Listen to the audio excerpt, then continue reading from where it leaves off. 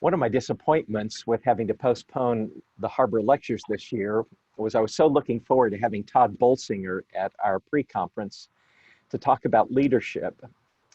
I've been impacted recently by Tod's book called Canoeing the Mountains, but I am looking forward to having him come join us in 2021. But I'm here with Tod today. Tod's the Vice President and Chief of Leadership Formation at Fuller Theological Seminaries. Before that, he was in the world of church leadership. He was senior pastor at San Clemente Presbyterian Church from 1997 to 2014. He's the author of 3 books, this third one being Canoeing the Mountains.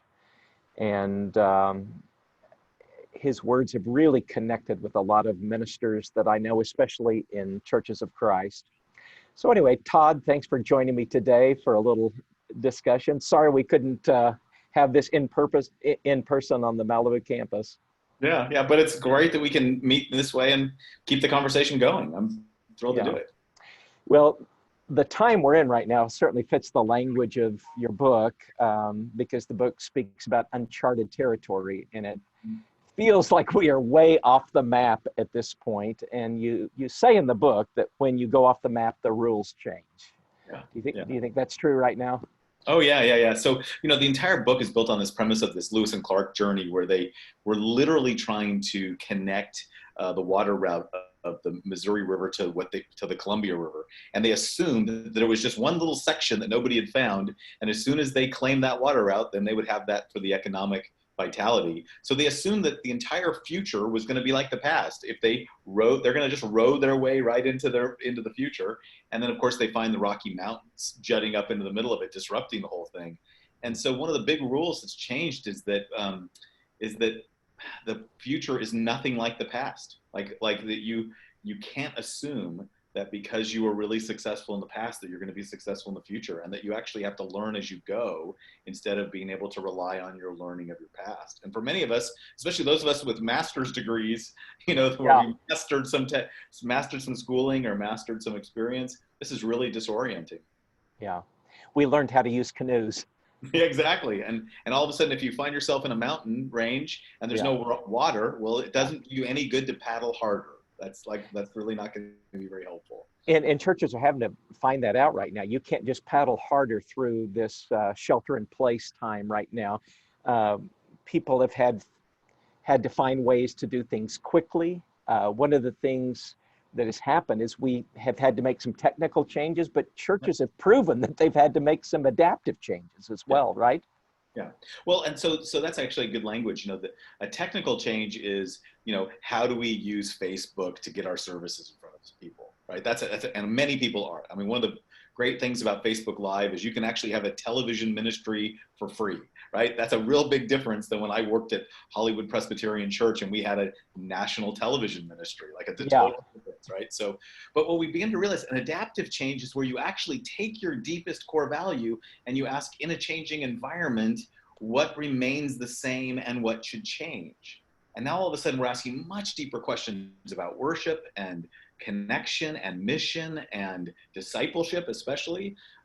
We realize that we're not going to survive just by making a technical shift and trying to figure out how to make a good TV show out of our worship services. That's never going to make it for most of us. Right. And we'll probably pass this moment of the technical changes. Presumably the shelter in place is going to end, but it's possible that it will never quite be the same for churches again, don't you think? I mean, this is a unique opportunity.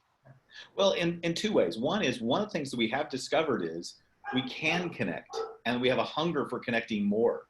So the notion that the only time that you would be with the people who you share faith with is once a week on a Sunday morning. Now we start realizing that relationships are precious. And so one of my favorite things is, like, my mother, who is in her late 70s, has now figured out how to Zoom because, she wants to be able to see the faces of the people she loves, right? So you start realizing this is going to change the way we connect. And it's also going to change the way in which we serve our neighbors and the way we see ourselves engaged in the world in a different way. So it's a pretty significant change. And we don't want to miss the moment. This is a chance for churches that have been stuck Yeah. to get unstuck. Is that right? Do you think it holds that kind of possibility for us? Oh, without question. So once something's been really disrupted, then one of the things that happens is it's like it broke out of the mold. So say, for example, I spent most of my life in leadership formation. And I was speaking to a colleague the other day who said, look, you could never have convinced me that you could do discipleship or the formation of a leader over technology. I just didn't believe the internet was good for it, or I don't even like phone calls. I want to be face to face. I want to be breath to breath with people. Right. And I looked at him and I said, and now? He goes, everything I do is on Zoom. And I said, you know what that makes it like? Remember the very first Christian who sheltered in place? His name was Paul. He was in prisons and he used this technology called letters and the Roman roads to disciple congregations all over the Roman Empire. So you're actually in good, fertile Christian terrain when you're doing this. Yeah. So what do you think healthy leadership has looked like in churches at this time? Yeah. So health is about, at its core, health is about alignment of your deepest values, right? So a healthy family is one where everybody knows, hey, this is the way our family functions. We treat each other this way. We respect our elders. We are kind to each other. Like there's a consistency between word and deed. That's what health is. And that's alignment that is. That's true in an organization or in a church. So the healthiest churches today are not the ones who are frantically trying to be cool or trying to figure out technology. They're the ones who are asking the question, what is it about us that should never change? What is our gift that we give to our community? This is where our Catholic brothers and sisters have got great language. They talk about each order, like Benedictines and Jesuits and Franciscans, have a different charism. They have a different gift. So Dominicans were preachers and Franciscans worked with the poor and Jesuits were about basically going anywhere for the glory of God and ended up founding schools. Well, what you end up with is churches that get really clear. This is what we offer for our community, not just our beliefs, but our values, our behaviors, our habits. And this will never change. And so those who then say, okay, then if we have this thing that will never change, how do we adapt so that it becomes valuable? So if one of the great parts about your community, about your church, is that we have this deep gift of hospitality. Well, now hospitality will not necessarily be limited to what you do in the fellowship hall. But hospitality can actually go into the world at a time where there's a deep hunger and need for it, because there's more people who feel disconnected than ever before. And that's what a healthy church does. It does a healthy adaptation of its actual core values. So a lot of our churches talk about having a mission in their community. They use missional language, but because they're stuck in some inward-looking habits, that it's very hard to get out and do that. But as you're pointing out, this is given an opportunity to find new ways out there into the world God loves. Yeah, well, and here's one of the ways that I often say to people, a quick little story. I work at Fuller, and one of my jobs at Fuller is to take our seminary and turn it inside out. My job is to basically say, how do we make the research and resources of our seminary available to people who do not need any more initials after their names, they're not going to get degrees, and they don't need any more student loan debt, but they absolutely want the richness that comes out of a seminary community. That's what we do. Well, when we started talking about this, I went to a group of leaders in Silicon Valley. One of my trustees was connected to them and said, "You're kind of doing a startup. Why don't you think about meeting with these guys and having them ask you questions?"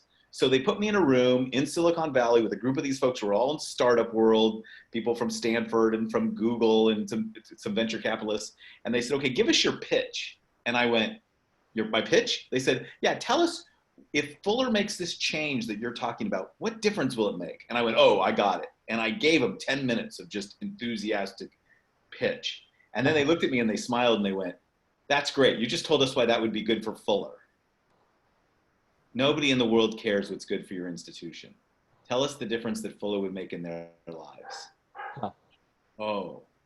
And then one of the guys goes, "You're a pastor. It's kind of like Jesus said, you've got to love your neighbor."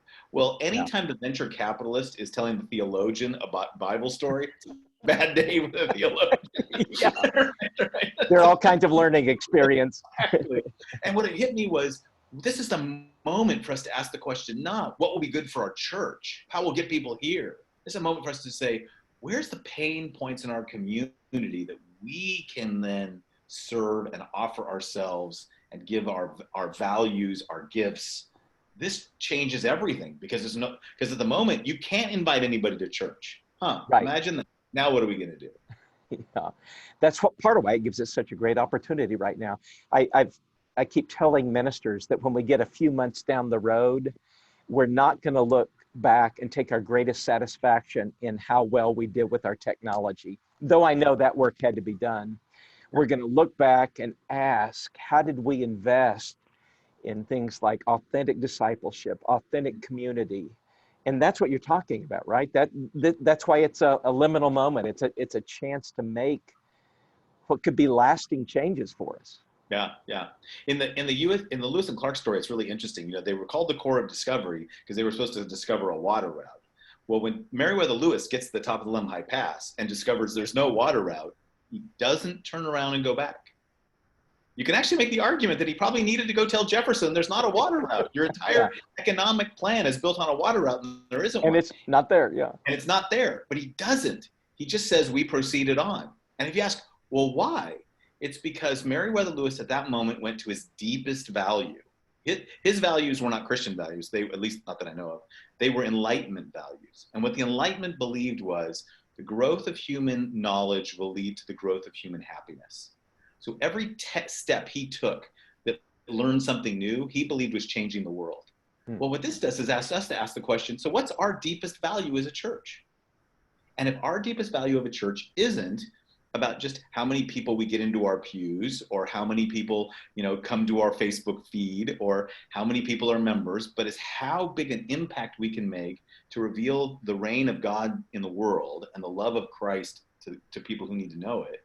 Well, then with every step we take that does that, we are fulfilling our mission and we're moving forward.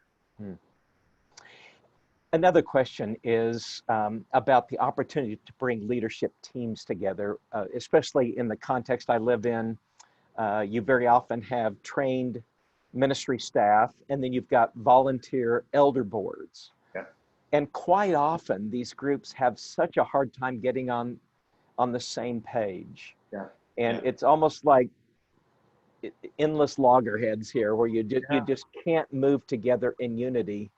Do you think a crisis time like this, as much pain and fear as it may bring, but might the crisis time bring a chance for them to learn new ways of working together, those that are in the ministry staff and those that are on the volunteer boards? Oh yeah. Yeah, see, one of the questions we don't do when we're in our everyday moment, we kind of get into autopilot.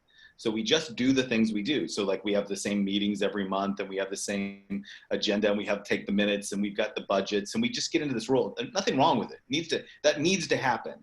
The problem is when that gets disrupted, we actually get to ask some deeper questions. And one of the questions I think every minister should be asking every elder board is asking every single person on it, why did you say yes to this invitation to be on this elder board? What is your deep why? What's the thing that made you say, yes, this is why God wants for me? And listen to people. And what you'll discover very quickly is that people have deeply different motivating values that now we need to bring together in like a shared mission. I often think about this. My great Aunt Dorothy was, her mother was a person who planted a church in Washington. And in honor of her mother, she put a plaque on the door that said, "These doors will never close. Tod Bolsinger." And she was so proud until the day she died. My aunt was committed to keeping that little church alive. Yeah. I think we'd love to talk to her today if she was alive and say, what do you do with the fact that the doors are closed? Right? Yeah, did that ruin all of that? Yeah. Right? If your whole reason for being a leader was to keep the church's doors open, yeah, it's an opportunity to rethink an even deeper value than finding a water route. What is the thing that really what is the heart of God at this moment that we should be capturing and adapting in a healthy way into this new environment? It's a great time to ask what your deep why is. I love that. Well, Tod, if people want to follow up with you a little bit and pursue some of the resources you have, how would they do that? Yeah, we have two things going on right away. One, this fall, we're starting a bunch of what we call an adaptive church leadership cohorts. And we'll give you a link to where you could find it. And what's amazing about it is it's really about putting a a small group from your church together in a process over 18 months that will enable them to learn how to make adaptive church change together. And that can be a team of lay people and pastors. And the other simplest thing is if they've got a phone, they can just text one word, the word Uncharted, Uncharted, Uncharted. If you text it to 66866, that's too many sixes for a minister, but I'm glad there's an 8 right there in the middle. There is an 8 in the middle, yeah. Exactly. If you put text Uncharted to 66866, it'll take you to a place where you get a whole bunch of resources that we have on adaptive leadership that we're giving away for free, and that we're connecting you to these resources. So we just want to make them available to people as best. Great. Well, thanks so much visiting with me, Tod, and we do look forward to having you at Harbor next year. Yeah, I'll look forward to it too. Yeah, have a great day. Thank you. Thank you.